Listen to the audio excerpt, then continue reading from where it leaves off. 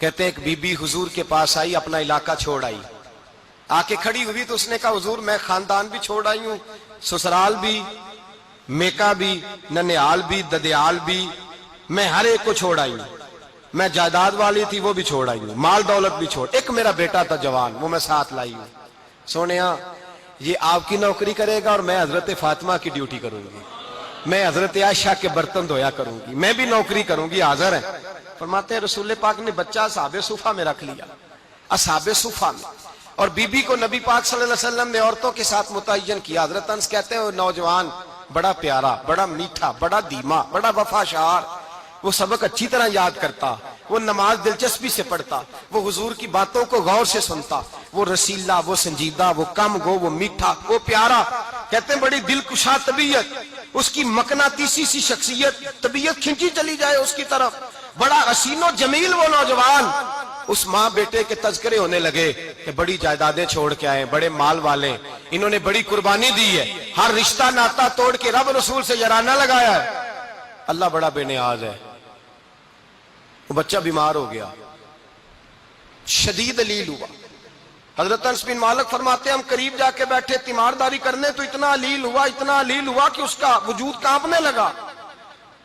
کہتے ہیں کچھ ہی دیر گزری تو اس نے کلمہ پڑھا، روح پرواز کر گئی، روح پرواز کر گئی، سننا روح پرواز کر گئی۔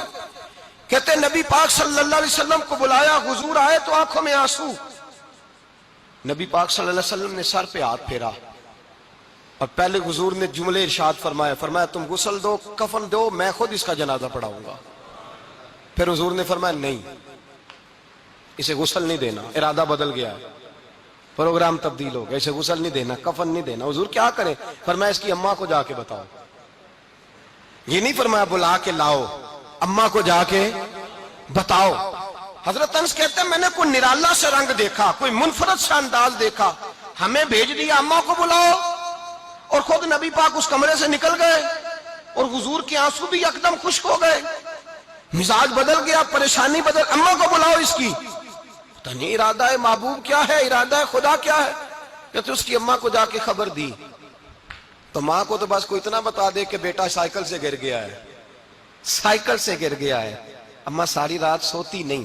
ایک شاعر نے کہا تھا ایک مدت ہوئی میری ماں نہیں سوئی، میں نے ایک رات کہا تھا مجھے ڈر لگتا ہے، ایک رات کہا تھا مجھے ڈر لگتا ہے۔ یہ اپنے اپنے رنگ ہوتے ہیں، اپنا اپنا انداز ہوتا ہے۔ رمضان شریف کا مہینہ آتا تو میری اماں جی کہاں گری کا تیل منگاتی، چیزیں منگاتی، اور پھر زبردستی میں منع کرتا کہ اماں جی نہیں، یہ آپ کیا کر رہی ہیں، میں تو تیل ویسے بھی ذرا کم استعمال کرتا ہوں، تو رگڑ رگڑ کے، اور نہیں کتابیں بڑی موٹی ہیں، فلاں چیز بڑی موٹی، اس کا رنگ تھوڑا نرالا ہے۔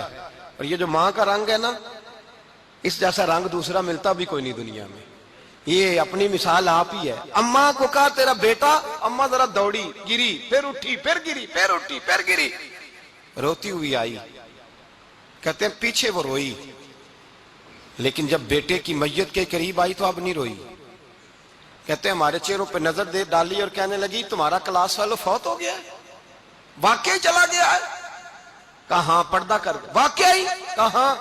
کہتے ہیں اماں نا زمین پہ بیٹھی، اور پہلے اس نے بیٹے کے پیر اٹھا کے چومے، پھر سینے پہ رکھے، پھر وہاں سے اٹھی اور ادھر آئی، سر سجدے میں رکھا اور دونوں ہاتھ اٹھا کے کہنے لگی اے اللہ میں دولت کے لیے ایمان نہیں لائی تھی، اے اللہ میں جائیدادوں کے لیے کلمہ نہیں پڑھا تھا، مولا میں تیری بارگاہ میں آئی تھی تو میں تیرے اور تیرے رسول کو مان کر آئی تھی، خدا بندہ میں نے میکے چھوڑ دیے، سسرال چھوڑ دیا، ننیال چھوڑ دیے، ددیال، وہ دشمن تھے سارے دین کے، چھوڑ کے آئی، میں نے آرزوؤں کا بڑا مکان بھی چھوڑا، خدا بندہ بیٹے نے جانا تھا، مجھے شکوہ کوئی نہیں، لیکن خدا بندہ اب میرے سارے کہیں گے تو نے کلمہ پڑھا تھا تو تیرا بیٹا ہی چلا گیا، اے اللہ کی اگر تو نے دل مسلم کی دل جوئی نہیں، تانا دیں گے بت کے مسلم کا خدا کوئی نہیں، اے اللہ میرا یقین کہتا ہے کہ اگر تو مارنے پہ قادر ہے تو زندگی دینے پہ بھی قادر ہے، خدا بندہ کافروں کو راضی نہ کر، وہ خوش ہو جائیں گے،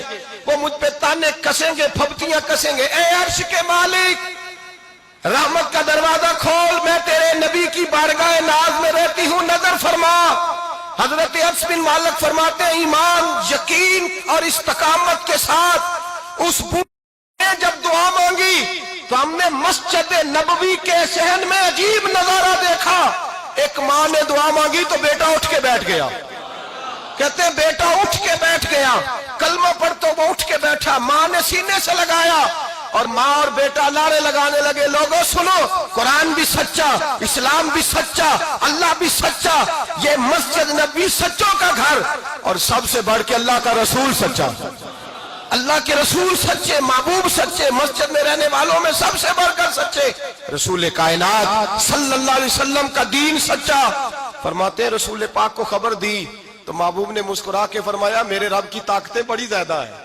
ان اللہ علی کل شیء قدیر, اللہ کی طاقت بڑی ہے. ایمان تھا, یقین, استقامت. بچہ اٹھ کے بیٹھ گیا. حضرت انس کہتے ہیں وہ حضور کے زمانے میں بھی حیات رہا, وصال ظاہری کے بعد حضرت ابو بکر کے زمانے میں بھی موجود رہا, عمر کے زمانے میں بھی موجود, حضرت عثمان کے زمانے میں. اس کی ماں کا انتقال ہوا, اس نے اماں کو دفن کیا, اور ماں کے بڑے عرصے کے بعد اس نے پردہ کیا. جب ہم اس کی طرف دیکھتے تھے نا, دیکھتے اس کی طرف تھے, پر ہمیں اس کی اماں کا ایمان یاد آ جاتا تھا, ہمیں یقین. او بھائی, کبھی تو نے رب کریم کی بارگاہ میں سر سجدے میں رکھ کے مانگا ہی نہیں, تو کبھی آیا ہی نہیں, ورنہ اس کے دروازے سے کوئی خالی جا سکتا, سوال ہی نہیں پیدا ہوتا. کوئی خالی جائے, کوئی جاتا ہی نہیں, وہ بھیجتا ہی نہیں, اس کا انداز ہی نہیں, اس کا یہ کریمانہ انداز ہی نہیں, وہ بھیجتا ہی نہیں, وہ تو نواز دیتا ہے. ایمان, یقین, استقامت اپنائیے, اوڑھیے اپنی زندگی میں, اللہ تبارک و تعالیٰ کے ساتھ جڑیے. یہ دنیا داروں کے ساتھ ہم تعلق جوڑ کے رکھتے ہیں, کبھی SMS, کبھی ٹیلی فون, کبھی عید پہ مبارکباد, کبھی فلان جگہ.